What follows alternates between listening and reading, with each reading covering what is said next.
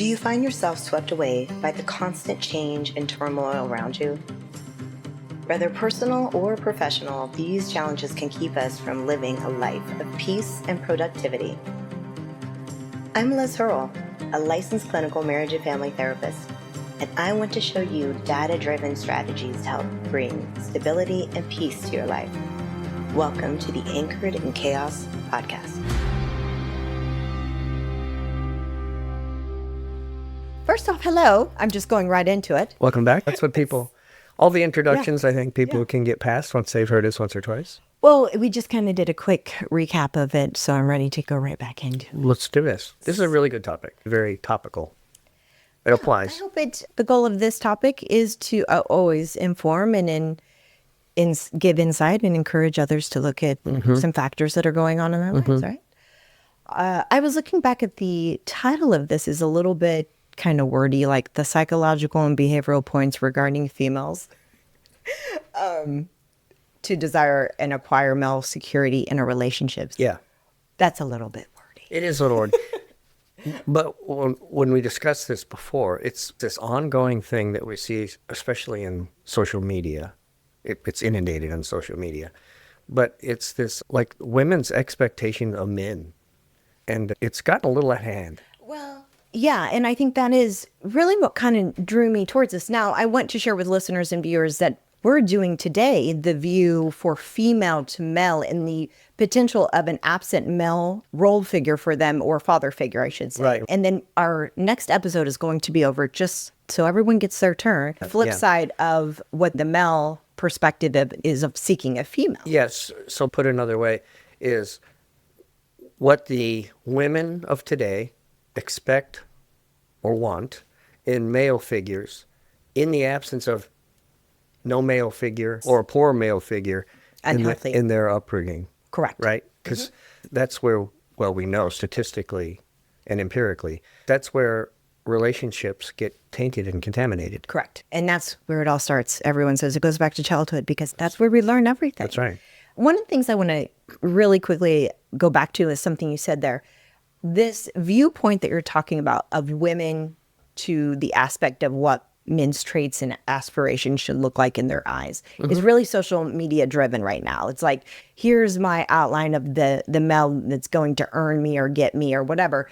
That is a limited view because not all women have that viewpoint. Absolutely. I think this is just drawing on how that can be unhealthy and unhelpful to a female that is seeking, and maybe what drives me in that way, what pulls me in. I was sharing with you earlier, how many times has an individual ever said, why do I keep dating the same type of person over and over again? Like, I bet the horrible sayings of I got a bad picker or something like that. And it's actually none of that. It's the absence of things that we were missing and that we're looking at fulfilling. And we think the next partner is going to do that in some capacity because of our unmet and unhealthy. And that there is seemingly an almost innocent, naive portion of you that allows this grace period. Well, he didn't mean that, and hopefully it gets better. I'll fix this. I'll fix this as time goes on. And that doesn't happen. Right. The ability to say that, I'm going to love them enough or change them. I'm going to show them what healthy love is, or I'm going to prove my value or worth to them, and they're going to be like, light bulb, like, this is the most amazing person in the world. And that's really not how it works. At some point, it becomes screamingly obvious that it isn't going to happen. That change that you thought would happen, either you thought you were going to install or change, it doesn't happen. And what you saw is what you got, and now you're just learning that all these points of acceptance, they just don't line up. So we're going to start with attachment theory for insecure attachment, and what does that look like? What we know about understanding attachment theory from adolescence, the caregivers that are in our life give us the understanding of what stability is, what security is, how language is used, how tone is used, and that kind of gives us feedback around how we feel. And you're describing the role model. Right. And specifically this case, since we're talking about the male role model, but this goes for either. Absolutely. And it doesn't necessarily have to be the biologic father, right? Oh, right. It could be a grandfather. It kinship.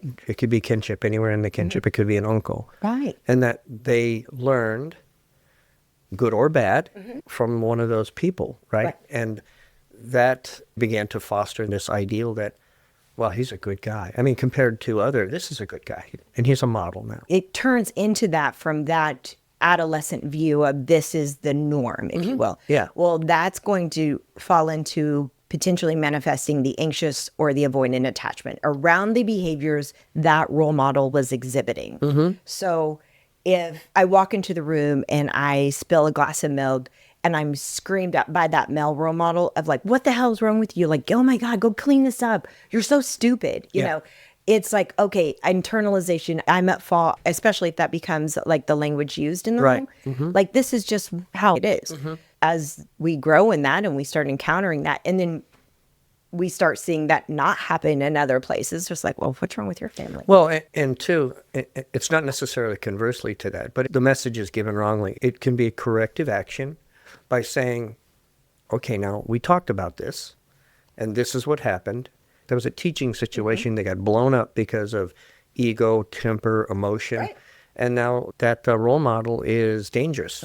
Right? So that's a the red anxious flag. avoidant piece. So when this person starts coming into the room through adolescence, I'm a little on edge. Absolutely. Because I'm not certain. Absolutely. So we're starting at that, Trust. acquiring that, right? Trust begins to erode. Yeah. Correct. Or the other side of that is avoidant attachment. So the desire for secure attachment, specifically with adult females who lack the male presence in childhood, they begin to seek that out generally, understandably, in romantic relationships. That makes the most amount of sense. And they compensate all the unmet needs of protection, stability, and emotional support. Sometimes they either shoulder that or to a potential partner because they didn't know a healthy experience in that. Now, when you say adolescence. shoulder, they begin to act out in a way that they think I should act if I were a man. And that's a bit off-putting maybe to a man, but also to a woman too, is why are you so... Meek. Yeah, maybe. why do you meek? Or why are you so aggressive? Right. And that's what I'm saying. It's going to go Exactly. either way. That's right. It's all over the place. So you could be overly aggressive and not be like, the whole I don't need a man kind of mentality. Like I can take care of everything versus being able to say, there's not a healthy perspective there due to this lack of role model for yourself. Right. The psychological needs for that male validation, first off, that is, I think, and I have to cautious, like, did I share this earlier? But innately, like, there is this sense of wanting to feel that we are secure and that we're of value to this. Now, when I say innately, if that was never anything that you experienced as a child of feeling like you were precious and this was something I will protect, then there's just an idea of like, I think I'm supposed to mean more, but I'm not really sure what that looks like. And so then I'm going to start desiring, how do I get that validation, And it's interesting because we tiptoed around this before. This is where the vernacular comes in. Well, you're a daddy's girl and you're chasing a daddy figure. You have daddy issues. The reason why people have mommy or daddy issues is which, by the way, does not necessarily mean anything sexual. Right. And that's the very twisted Freudian idea of that. I know I want to feel safe. I know I want to feel cared for, but I'm not quite sure what that feels like. Yeah. And I may have had glimpses of what that might look like in childhood, other people's homes. Yeah. And so I'm collectively creating something that I'm going to put together as the persona of this partner that I'm desiring. Sure. But I don't know what that is. In that creative aspect, as they create this model of who it is, we're amazingly complex in that the emotional part of us would be, well, what benefits me, right? So is he going to give me stuff? Are they a spoiled daddy's girl? Are they a tomboy? He showed me how I'm independent, or that I'm the victim. You have to do it for me. So I'm roughly breaking things into, what does this, as this person develops this model, are they going to fall into the victim side of it? Are they going to fall into the, I don't need you at all side of it? Hyper-independent. Are you going to be basically strong and independent? That's a spectrum, right? That's a spectrum. Sure. Which kind of goes into the psychological needs for the male validation of without that, they're searching for the security of the feeling worthy, the significance, feeling protected. Like, I have this idea, these are things I would like to feel. And so I'm going to seek those out. And how I get those validated is where we go into the issue of self-esteem and self-worth.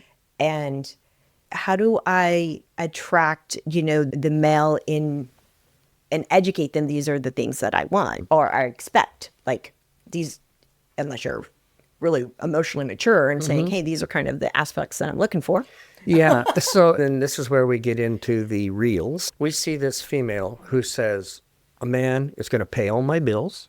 He's going to keep me fed. He's going to pay for my apartment. He's going to buy me a nice car. He's going to give. And when he doesn't give to my liking, that he's a zero, and I'll start all over. I'll find somebody else who does that. And we know that is not only realistic, It's unhealthy. it's completely unhealthy, and in all likelihood, it will absolutely self-destruct. Right. Yeah, I'm searching again for that validation of me. I need to know that you find my value, you find my purpose, my need. And in this case, it's through a monetary, lens versus I think that another popular reel of a woman that gave receipts in an envelope to a gentleman going on a first date of saying, these are the charges of, me being prepared to go on a date with you, which was kind of bizarre. And he was kind of like, I'm not paying for your hair. She is literally billing him for hairspray, makeup, mascara. Right. This is what it took to make me look like this for you. Correct. You owe me this. And that unrealistic and unhealthy way of approaching someone, like I don't actually feel. I have a little bit of empathy for men. What am I supposed to do with this? Because then again, they'll get the backlash of like, I'm not paying this. Then I'm the bad guy, right? And I can absolutely tell you from a man's perspective, get in your car and go home, and don't call that person. That's bizarre. That's bizarre behavior. It is, but it is being, I would say, incentivized through social media. Like this is a norm. This is what you're worth. This is, and I'm not saying that how we show our worth is everything. Do you know your worth? And I don't want to segue off of where we're going, but that's a whole other understanding here. We're talking about sometimes why we engage with the same type of traits within a partner over and over again when we're seeking.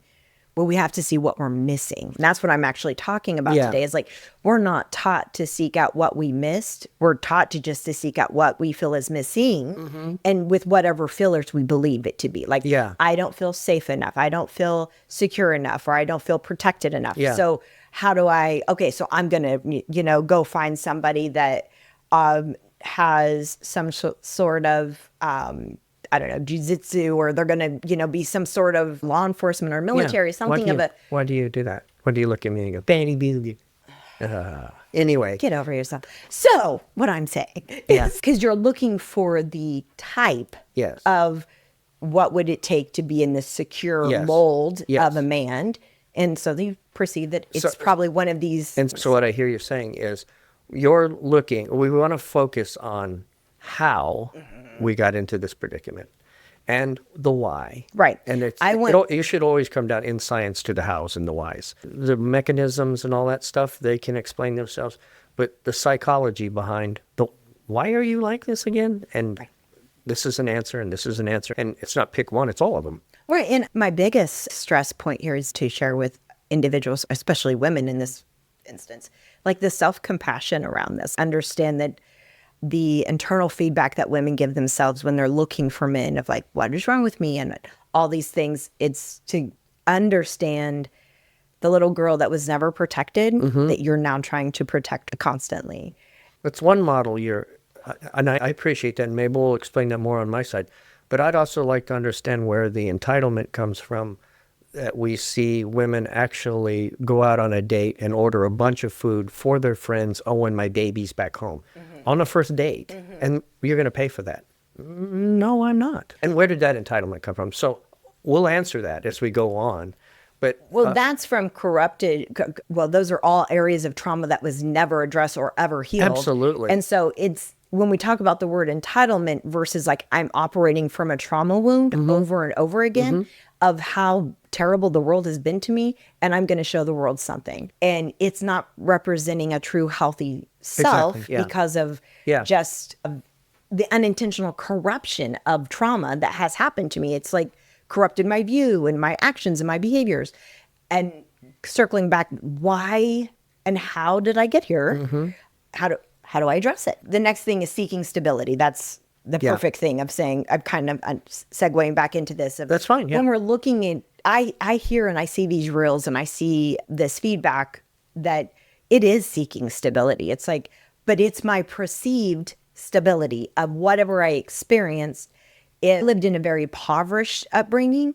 I want someone that's going to be able to take care of me, and I never have to worry about being poor again. And I have to do that with whatever means possible.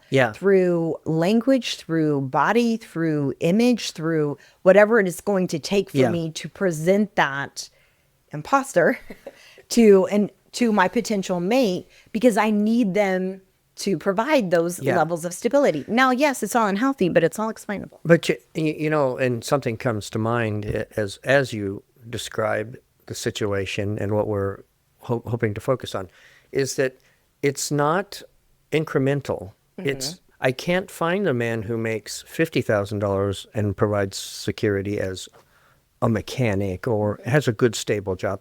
He's got to be.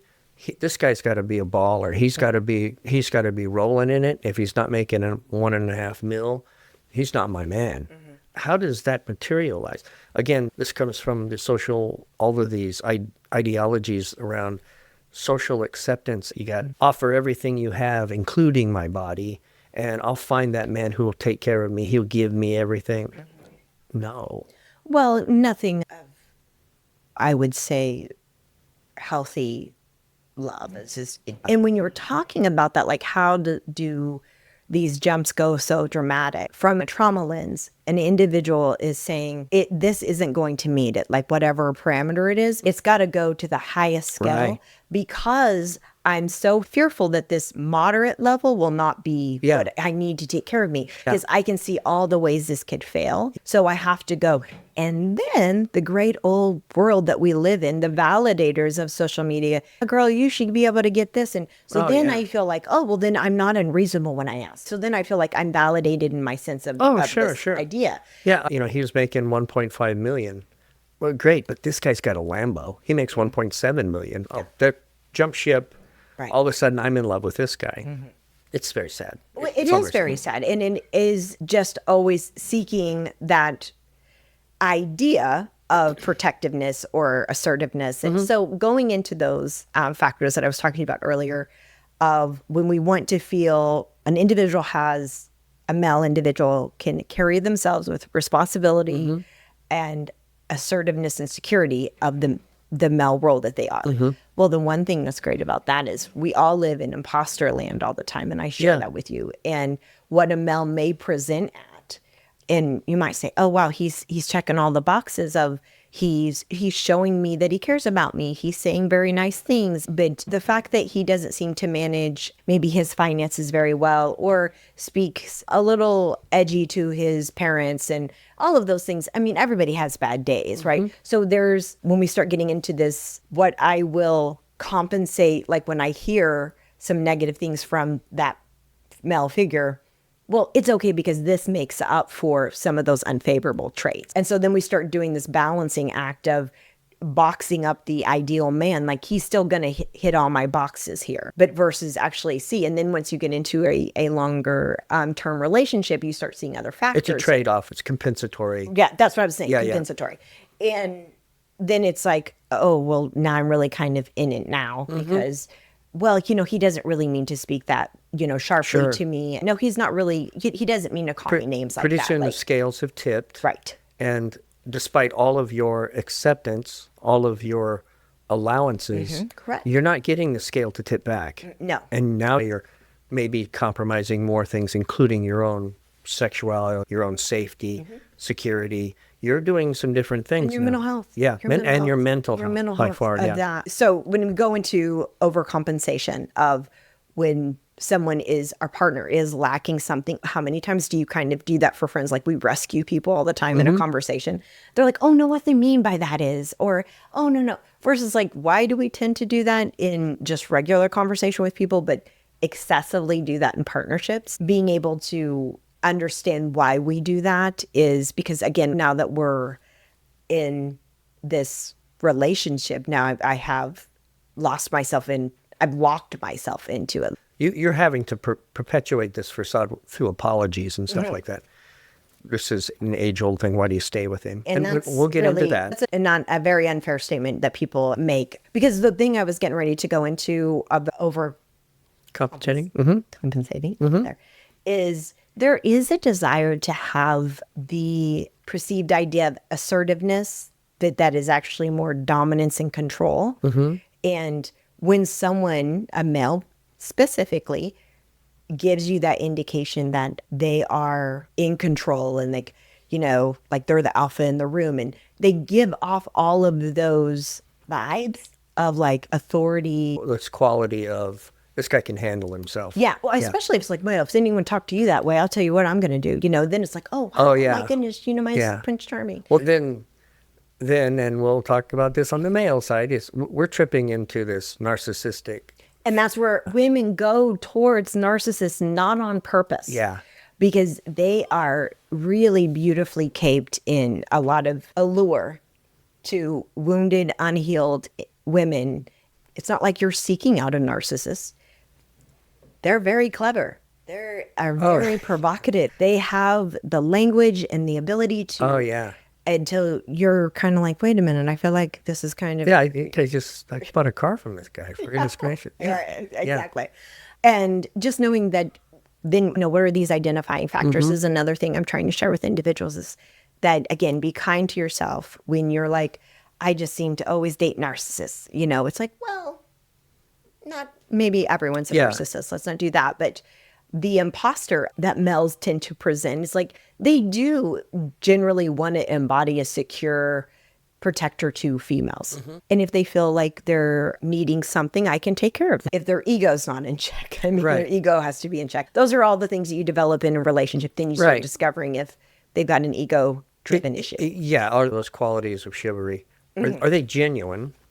Or are they, you know, first date, fake it till you make it, score type thing? Those are typically guys that are way over the top. You can smell them out easily. But let's keep going. I want to keep going on what you're talking about here. Okay. One of the things I had written down, I was just kind of reviewing the delayed emotional development. Growing up without a male figure may hinder a development of a well-rounded understanding of male emotional behavior if they're not getting a healthy example in front of you. Females might seek relationships where their partners take on roles of both emotional and practical caretakers. They're taking on two roles versus, and that's my expectation that they would do that. Right. This might be displayed behaviors that reflect a delayed maturity of seeking parental figures. So here comes the daddy issues, right? Or the mommy issues. Right. And from a layman's point of view, we already know that statistically, kids, a child or children raised in a household in the absence of a male figure are significantly more predisposed towards lower education, perhaps even incarceration or problems with the law, some sexual deviation from what would be considered modest. But I guess it's important to point those things out, is sometimes even bad male role models at least provide the simple fact that males don't usually deal with the emotional part of things like this. That's mom's deal. Mine is problem solving, defense, strength to do these things that a woman can't. And that's not a slight on women. That is shovel the driveway, go cut firewood, kill the raccoon in the attic, those types of things. A girl growing up in a household that has both male and female role models is that, you know what, I'm having a really bad day. This is something I would talk to my sister, my mother, my grandmother. This is not something I'm going to take to my dad. I'm getting teased because of my skin or development of my breasts or any of these things that have to go along as we age. Dad doesn't deal with that. There's a guy over there who's being mean to me. Dad, what do I do? Dad handles that. Yeah. Right. And what you're explaining there is the idea of the role of a male, if they have those factors. Let's just put it that way. Yeah, if they have those qualities. So obviously, if you are being given an example of security, you're already going to develop a fear of abandonment. I'm easily not seen or, unprotected. So those natural developments start happening. The absence of a male figure in childhood may create unresolved fears of abandonment, of inadequacy. Females may be more prone to clinginess, which some males find unattractive, or emotional dependency in relationships, seeking constant reassurance from their male parts to alleviate their fears. Like, you want me, you love me, you love me, you love me. Tell me I'm beautiful. Tell me I'm these things. Tell me, because I'm fearful the moment that stops, that then you're done with me, that you're leaving me, or you're over, or whatever it is. Yeah.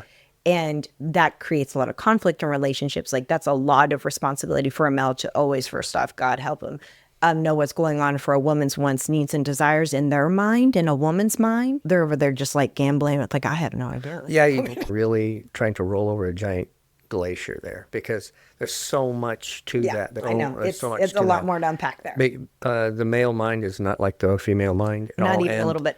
We've talked about this, and we'll use this as And a we great will, yeah. example. And that is, what are you thinking? A guy typically, nothing. And guess what? He's not thinking about anything. It's just a downtime where he's not really thinking of anything in particular. Versus 10 minutes, right when I get up out of this chair, I'm going to have to deal with this auto repair that I've never done before. Or it's really expensive. Or how do I this? Or how do I that? Something he hasn't asked a woman and doesn't expect a woman to know. Versus while I sit pondering something, a problem I may be working on. Hey, honey, what do you think of this new room color? It's great. Should I go with this? Should I go with this? What about the trim? Whatever. You just don't care. It's not that we don't care. It's just not on my radar right It's like now. first world problem. The bear is attacking you. I'm right there. Tell me when you catch on fire, and I'm going to be in that room in a heartbeat. But in the meantime, this is a bit more important to me. Now, you may not think so, but until we agree on how we're going to decide which is more important, the guy's focused on what he's focused on. And he doesn't mean to be rude. He's just focused on what he's focused on. If you want me to talk about paint colors, give me 10 minutes. Deal. Sure. I understanding that women are more emotional beings, and They are. and men, their critical thinking skills are on resolving problems. Right. And that's just where they kind of Right. revolve constantly, is like, what is on my list? And when you're like, do you remember the dress I wore on our first date? And I'm like, I have no idea. No idea. Yeah. And and to be fair, there are a lot of men and women of sorts that can recall certain events of that nature, but not to internalize and personalize that when that expectation is there. Then that's an equivalent to you not caring about me or caring for me deeply, Right. because you didn't acknowledge these parts about me. Right. Like, it's like, okay, that's not the intention. And then that's where a male kind of falls into like, okay, now I'm in the doghouse. How do I get out of this? Yeah. And that's really unfortunate, because they're not really in the doghouse. It's just a misunderstanding. Even a of the simple situation. comment with somebody who would make comment about what I ate all the time, because I eat steak and rice all the time. It's either steak and rice or chicken and rice. One person said, "What are you eating?" And I said, "Steak and rice." "Of course you are. You're such a man." And okay, thanks. That's how I take it. But I know that she's kind of poking me at, man, you were one square dude, right? But you can eat the same food all the time. Yeah, I can. I'm not in love with pasta. I'm not in love with any food. It's just fuel.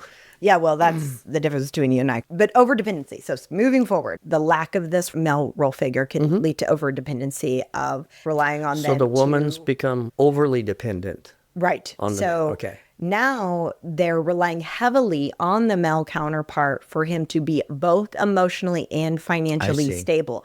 So you need to take care of all my emotions. That is never going to happen. It's really unfair for both parties, the male and the female, because they can do everything under the sun to try and navigate and manage all those emotions, because they really want to prove, no, I really do care about you and I love you, but I just can't read your mind. Yeah. And it's like, when someone's saying, what are you thinking about? Right. And it's like, sometimes it's funny to me because men can literally sometimes say nothing. I'm sitting here. I'm thinking about anything. I'm not like in deep thought. And women are over there like, oh my gosh, I'm thinking about, I have to get the kids to this. And then did I call the dance studio? And did I do this? And I got to pick up groceries. And did I do this? Right. Because your brains operate completely Right. differently. And the expectation that your partner's over there doing this, whatever list that they have going on. And it's a negative back in the whole dynamic versus it's for them to be over there not thinking about anything. I always hear the comparative analogy to us and computers. You know, I'm on there playing a landmine, and you have 700 tabs open. Always. And Yeah, 800. It's not far from the truth. No. But I will say this too. A comedian once said, when the good Lord took my rib, he took away my psychic ability to read a woman's mind. And I'll go, yeah, okay, that's maybe true. But that's where the power, or at least the strength of our communication, can help resolve some of these things. And the overcompensation in a man, you're in the wrong neighborhood for the emotional part. No, I think every man has the capability, the capacity. but it's not in his wheelhouse. So I don't think you can expect a man to be really good at it. I don't want to type men. There are men who are more sensitive, but I don't think that on general men are as good at dealing with emotion. Now, if you want to fight, we'll fight. You're definitely not wrong. Yeah, I know I'm right. about And that. it has nothing to do with the love of the conflict. It has to do with, this is something I'm not comfortable with, and the more you push it on me, the more uncomfortable I get. Now something else rears its ugly head, and that is, now I'm avoiding you. So perceived roles in the relationship. I'm going to create a perception of how you need to demonstrate being a male provider in a family dynamic and all the features that I require from that. There's a heavy responsibility shifted to the male of upholding all of these roles. I talk a lot about that with understanding the roles in a relationship, like what are the agreed upon understandings and what are the expectations that no one else is sharing. That is so massively huge. When there's an individual over there in the other side saying, well, my expectation was you're going to do this, this, this, and this, and you have failed in all of those areas. So my demeanor and my actions and my body language and my tone is going to give you a clear indication of just how unhappy I am with you. And first off, I never knew these were your expectations. This was not previously discussed with me. And this that's doesn't- really important. This doesn't have to happen in the first month. This can be 20 years down the road. Easily. We still haven't really disclosed what's mine, what's yours. What's the roles and expectations? what are the roles and Absolutely. expectations? Yeah. And with that misunderstanding that's continuously you're bumping up into, you're growing a big deficit of distance in the relationship and the unhealthy factors. But that's another piece of this, that it's a manifestation of what I believe could be versus doing a true healing of self, of saying, here's the deal. I had a lot of experiences growing up that I didn't know what the male role was really about. Society tells me this, the church tells me this, Yeah. my family tells me this, Yes. or my friends tell me that. Yes. And so I'm collectively trying to create a healthy man Yeah. role, right? Yeah, and that gets parsed into more and more segments. My rich girlfriend tells me this, the one who is married to a really wealthy lawyer. She may advise totally different from the person who is living a modest life with a very humble and meek man in an arrangement where they're very much in love. And the advices could be so varied even among our own genders. Oh, and easily, our own easily. age brackets, our own socioeconomic levels of income, and the social circles we're in. All of those things can vary, very, very. Who are you listening to? Well, and that's very significant in the fact that when you get feedback over, trust me, you could have it worse. Like, you've got this, and this taken care of. You're not going to find that somewhere else. Well, you've got it really good, so you better just stay put, right? You really did well to get into this bracket. Right, 'cause which you is didn't all deserve just it, yeah. insecure talk. Yeah, sure. just to cover that versus saying, what is it I want to do with this individual to grow a relationship? But if you get into that fear mindset, fear of abandonment, I'm going to go back there a second. It's like, well, I do have it pretty good and I have all these things. I am so provided for in a lot of these areas. If we look at an individual and here are the 10 attributes and traits that I really want this person to have. And then we start negotiating those out. Well, they're really high in affection. They're really high in compliments and really high in, you know, giving me gifts. And so I'm going to give those like their 100% value. But the area of security, like if I felt like we were going down an alley and some other people were going down that was a little, you know, suspicious, I don't know if you've got my back here. Like, Yeah. but that's okay because the likelihood of us going down an alley of, you know, so the compensatory, like I'm going to put all Well, of this. it doesn't have to be something that extreme. I'm no mechanic, but can you change a flat tire? Right. And this isn't a criticism of a man.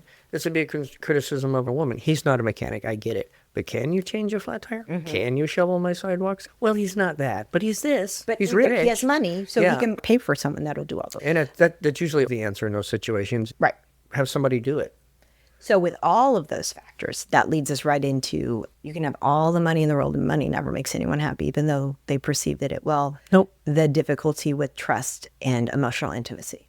So you may have all the money in the world and feel lonely in that relationship because you're missing really significant factors around emotional intimacy and trust. I, again, kind of going back to, I don't know if you'll be able to fulfill this. And I've shouldered so much of the responsibility of managing whatever it may be.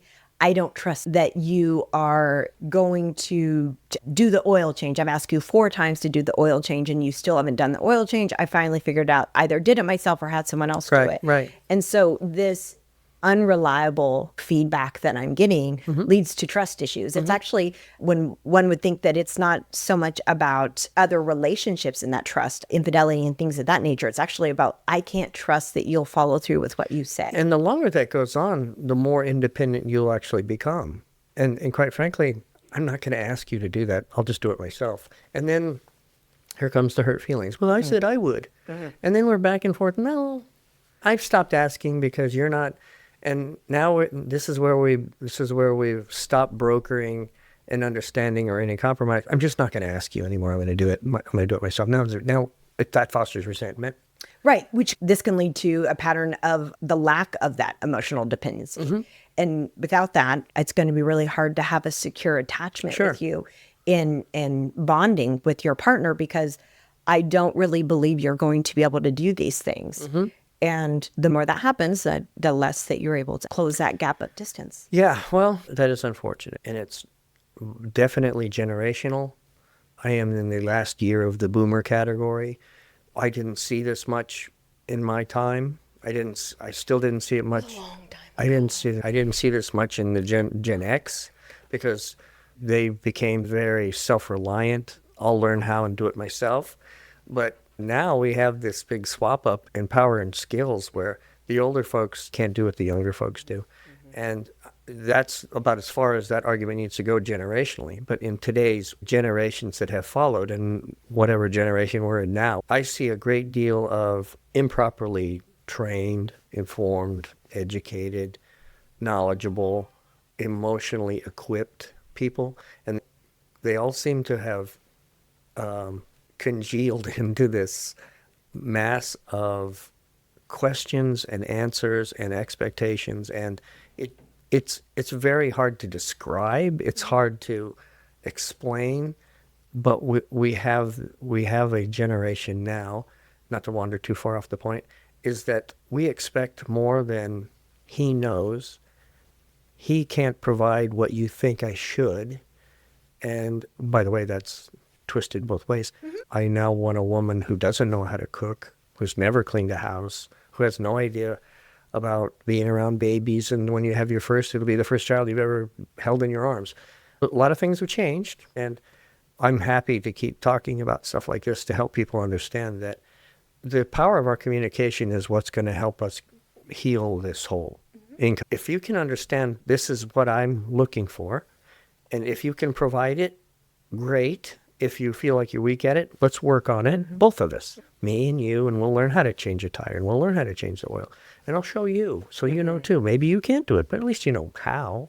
I think that's probably as far as I'll go on that. I think you're hitting some great points. Yeah. And that it kind of goes into the next line item here of challenges in emotional expression. Exactly what you're referring to. Women may tend to struggle to communicate their needs emotionally clearly to their male partner. They may look to their male partners to help them bridge the gap, expecting them to lead in emotional matters like the majority of the time, because there's such a heavy dependency on that now that when you take over all the decision-making process, it's such an alleviation for me. Oh, sure. I have heard many a times, and I'm sure this is familiar to you, the whole where do you want to go to dinner thing. And it's like nobody wants to make a decision. But when you make a decision, It's a decision. and that's not what I want to do. That's not what I want to do. Right. So like, okay, where do you want to go to dinner? Okay, let's just go and have fajitas. Well, I wanted Italian, so it's not really where do you want to go to dinner. Versus saying, well, what would you like? Well, whatever you think, I just don't care. Yeah. Well, then I've given you 4 options and all 4 have failed. But I still expect you're going to eventually hit on what I want. Yeah. And that's your responsibility, which it is not. Yeah. That's the dynamic that is created with that false understanding. Yeah, and I, again, speaking as a card-carrying male, my approach toward that would be, let's go over, how about if we go over, here's your choices, here or here, which would you rather? And then we've taken away all the decisions of all the restaurants in town, and now you have a choice for which one would you rather that? Okay, great. Now, next time we'll do what you want to do. That might be the ultimate compromise to get, we'll both enjoy that. At least I picked. Now, if you don't like my choices, what are your choices? Why don't you pick one of those? But let's take away all of the variables and let's just concentrate on 2. Which one would you rather? And it's not this one this week, it's that one next week, whichever it is. I think that's a solution that's being offered up. Right. I think it's an understanding from both parties, again, that you both are doing a lot and that it's not a competition of who's making more decisions that day. Yeah. But we get lost in our own anxiety, frustration, feedback of the day. Like, you don't know what my day's been like. Yeah. And it's like, true enough. Yeah. However, you don't know what my day's been like. Right? Yeah. And let's not get lost in that. But if you have a significant reliance on, I've had a really bad day and it is now your sole responsibility to make it better. Right, yeah. And you're failing at every aspect because my expectations of you are unrealistic and unhealthy because of other unhealed trauma. Yeah. Well, interestingly enough, Liz, is even if we did the male side, we might offer something that gives people tools. This is a tool to option out of making a decision. And that is, every time I pick something you don't want, so you pick. Well, I'm not going to pick. And then, and I'm not going to pick because you're not going to like what I want. Okay, how's this? And we provide just a bit of some mock role playing. If you left it up to a man who was raised without a mother, he'd eat cereal. He'd lay around in his underwear that hasn't been unwashed for a week, and he'd eat cereal all day. Versus a woman who's not been brought up in the presence of a man. She may be extremely fragile, or she may be extremely aggressive. We don't know. Speaking as a man, I can tell you, men seem to always whittle down into this similar character.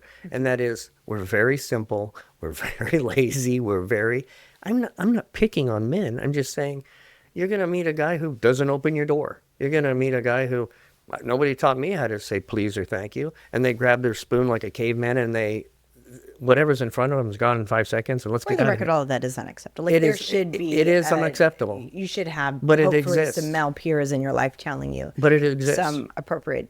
Right. Oh, it 100% exists. Yeah. I see that all. Yeah, absolutely. The last point I'm going to make before I go over the overall of this is that the understanding of the fear of rejection or disappointment residing within yourself. This is just how I'm going to operate. This is what I have. And I'm going to make do with what I have because I fear what I would not have if this didn't happen. This is where people stay in a lot of unhealthy emotional or psychological, physical, all the gamut of emotional abusive relationships because I don't know what else. The fear of without this scares me more than the fear of staying in it. And I've now made it work. I've acquired a new norm. It's fine to accept what I receive from this individual.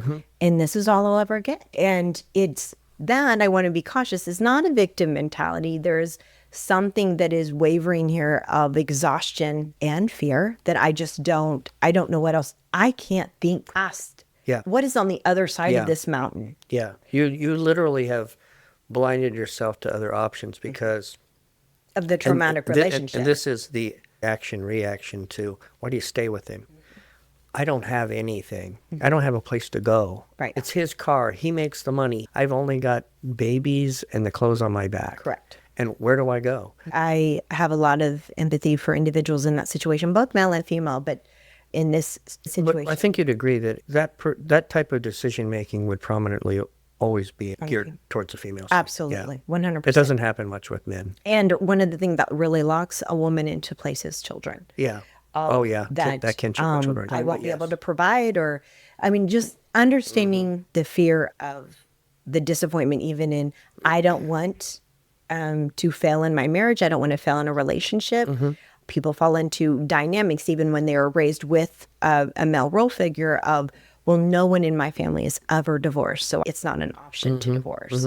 And I have seen a lot of that, and it's just a lot of unhealthy misunderstanding around that. Yeah. The overall perspective here to when a woman's desiring to have male security in a relationship is when there is the absence of a male role model in a childhood that's multifaceted. In the little girl, in this case, can result in a mix of emotional, psychological, and social factors. So what I'm trying to say there in layman's terms is that we are little beings, both, girls and boys, of our environment, and the dynamics and the relationships that we see and the interactions and the language used and the tones, all of that we're acquiring, and you're just building this dynamic, and this is how we talk to one another. This is how I feel, whatever that feeling may be. This is how I feel scared. This is how I feel nervous. This is how I feel safe.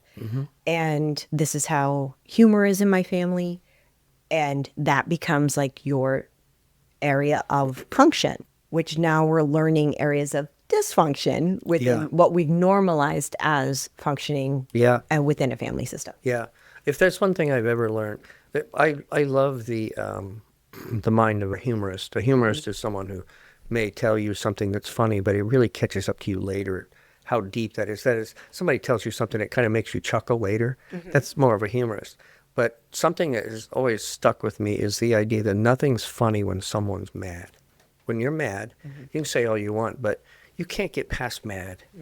And that sense of endearment or just teasing and having good fun, that can go sour when there's not an appreciation for reading the room and that things are not good. Right. And if you grew up with that dynamic, then that kind of verbal assault, you know how that feels, but you've normalized it. Well, that's just, and then what talk comes from there? I'm just an idiot. I don't get anything. And you're constantly just assassinating yourself, but that's normal. So if then, not to segue off of this as we're coming to a close, but when we start looking for friendships in adolescence, that when our friend says, oh, you're so stupid for picking that up. Well, that makes sense because I am stupid. Yeah. Right? So then again, you're just collectively building this little broken person. Yeah. And they don't understand that is being normalized. I was sharing with someone the other day that I love my children's stories. They are storytellers.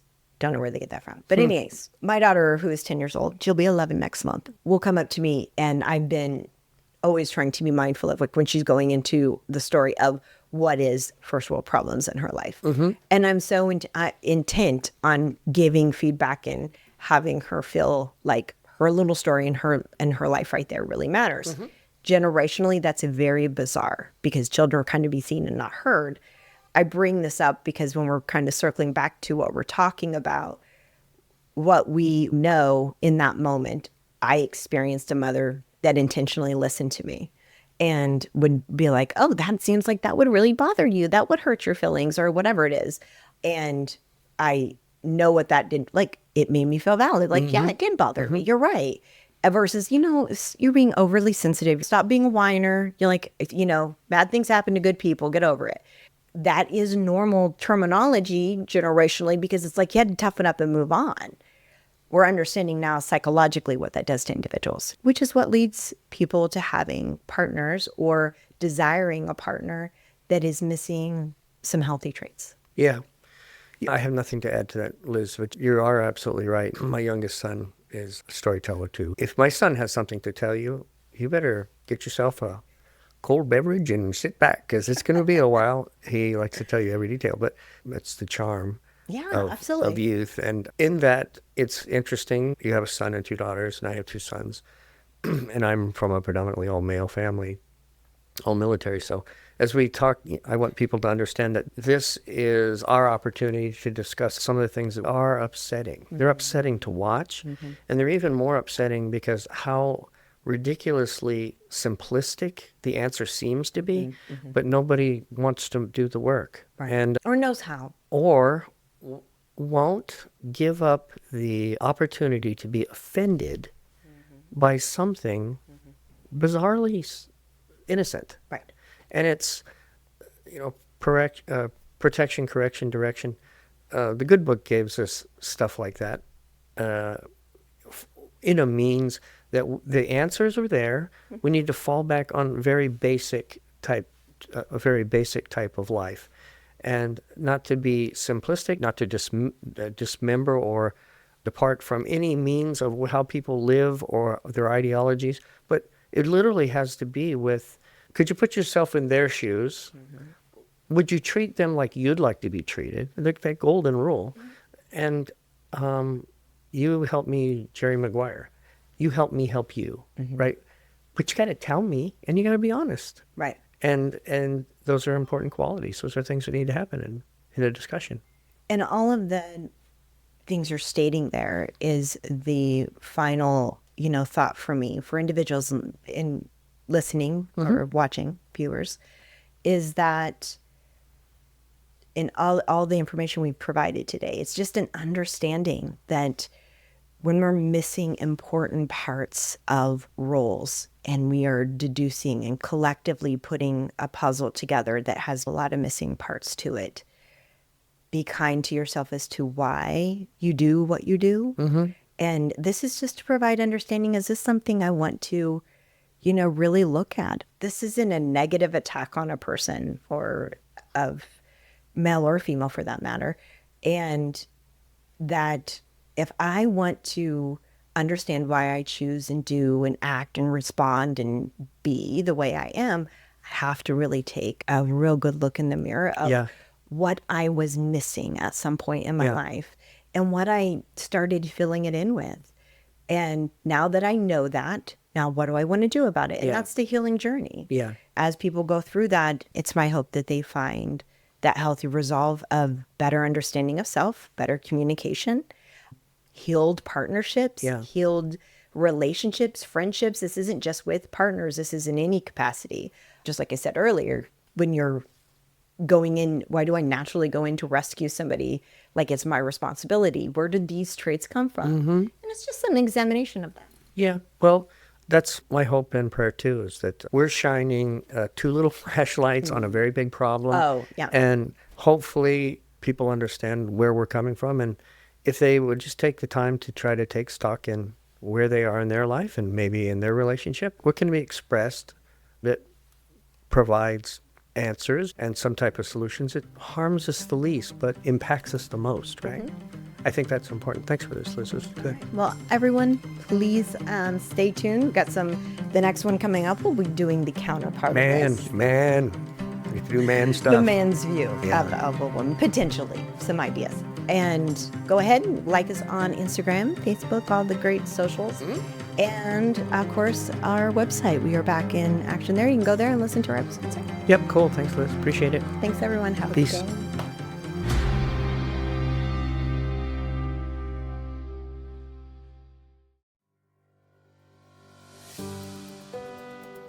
This show is part of the ICT Podcast Network.